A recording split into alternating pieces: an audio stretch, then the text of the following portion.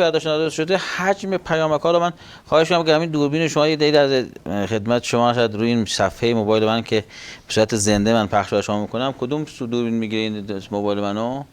زوم کنید روی موبایل من. حاج آقا این دوربین. بله اگه بخوام زوم کنید روی موبایل بنده می‌گیرید اونجا، چون تو تصویر نمی‌بینم. بله بله. این حجم پیامک‌ها رو حالا بذار من همونجوری برم پایین. شما همونجوری برید پایین، برید پایین، برید پایین، برید پایین، برید پایین، برید پایین. بیش از مثلا 3-4 هزار پیامک تماس. شما هر چقدر برید پایین، هر چقدر مثلا من یک شو همونجوری باز می‌کنم، مثلا اینو باز می‌کنم. بعد حالا من چون بعضیش حیا می‌کنم بخونم، آقای پوفیوز احمق بیشور خواهش می‌کنم حرف دهنتو بفهم.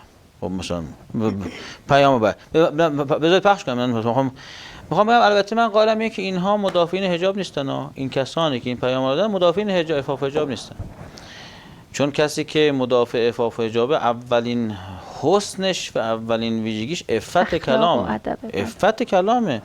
آخه مثلا فحش ناموسی دادن به بنده، مثلا ولد الزنا خوندن به بنده، حرامزاده حداد، اصلا اینا که آقا بنده که نگفتم فلان جا دارن شما مثلا فلان کار دارید انجام میدید. بنده عرض بنده این بوده.